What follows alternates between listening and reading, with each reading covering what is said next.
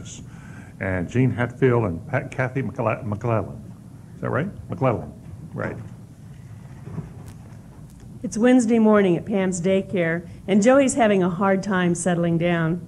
But then Pam brings out a bright blue bag with a sunflower on it, and Joey races for the story rug.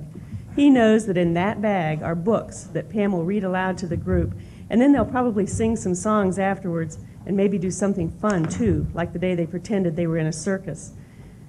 He likes the books and stories, and he can't wait until he can read them all by himself. That is a Books to Grow kit in that bright blue bag. It has 5 picture books on one topic. The books interest children. They can be shared in groups. They stimulate interaction, and children want to hear them again and again. There's a folder with suggestions for extended learning and an audio tape and videotape. What makes this simple program effective is the way it stimulates young children to become readers. It also makes it easy for their child care providers to read aloud to them on a regular basis. It's one lesson plan that can be used repeatedly. Books to Grow is a simple program that addresses a large problem. The problem of raising children to be literate adults looms over communities throughout the country like a massive mountain. It is too large to be ignored, yet so complex and overwhelming that it can be difficult to conquer. In Johnson County, Kansas, the public library, a division of county government, has approached the problem like a stonecutter, carefully shaping the mountain.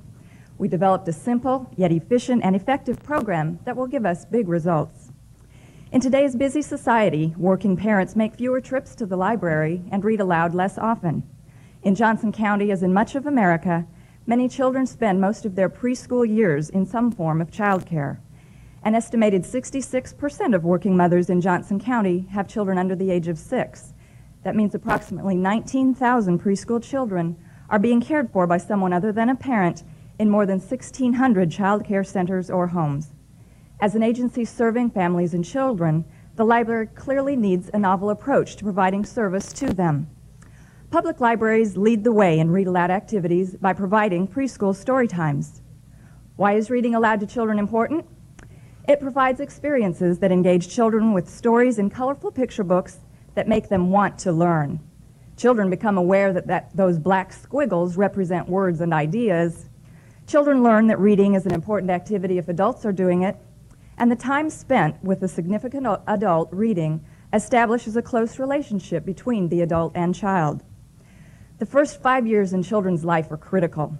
Current brain research confirms that children who are deprived of stimulating experiences like reading show a decreased ability to adapt to the world around them. Reading books leads to language development, which leads to better reading skills.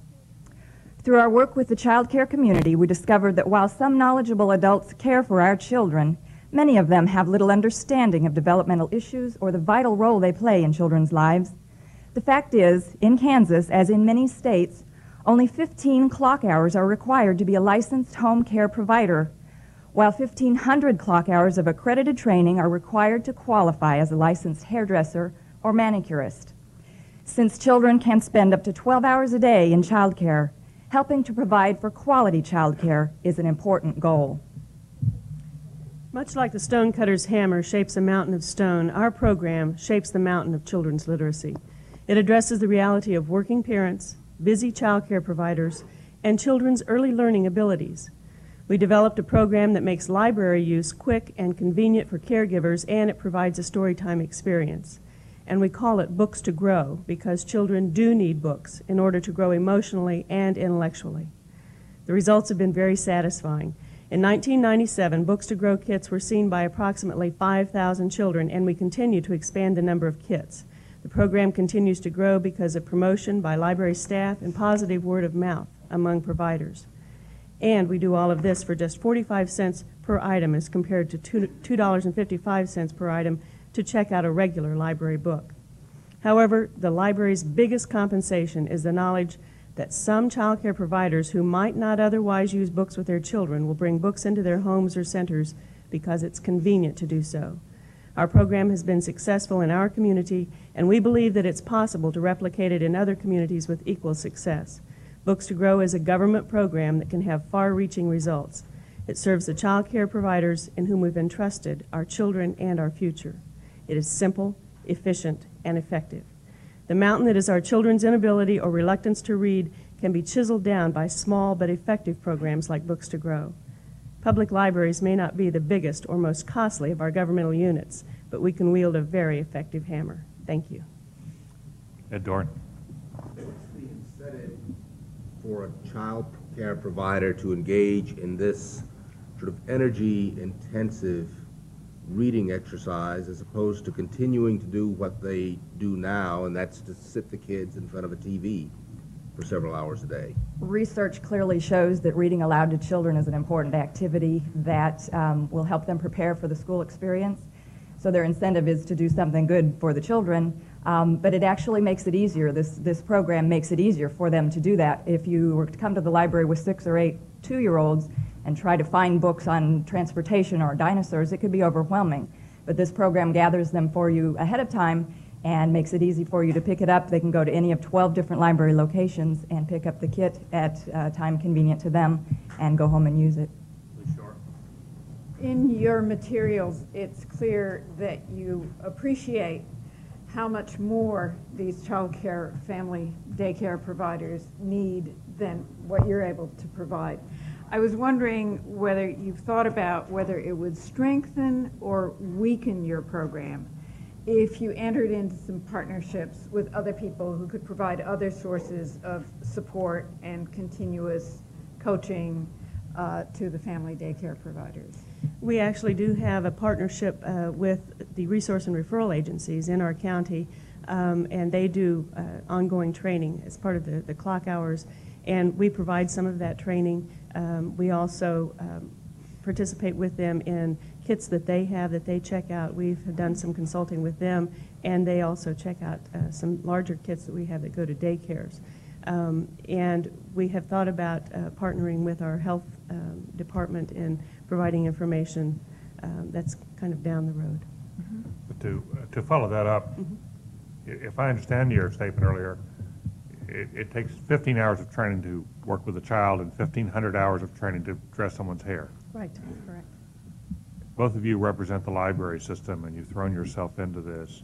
Have you come to the conclusion that we ought to change the way in your own state or other communities, the way child care providers are trained and in the way that the responsibility that the government has toward that process? I think that as the public library, we're doing what we can, and we are supportive of child care community, but we do what we can. But I do think that there needs to be some changes made, and they're being done on several different fronts. But I think that state agencies need to be more aware of what needs to be done in a daycare setting or in a child care setting to foster the growth of the children.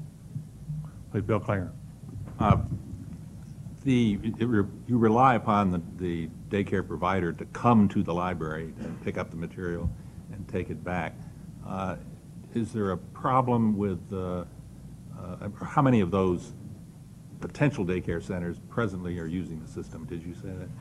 It's about 20% of the, well, with 1,600 child care centers and home care providers, we've estimated that we reach about 20% of them. So there's room for lots of growth.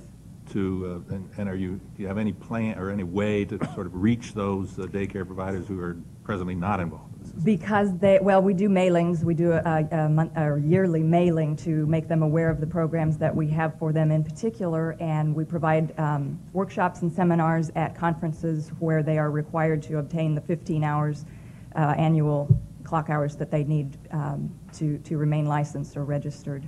So we go out to meet them. We will go into centers. We go into child care centers and daycare homes to provide story times and library materials and experiences.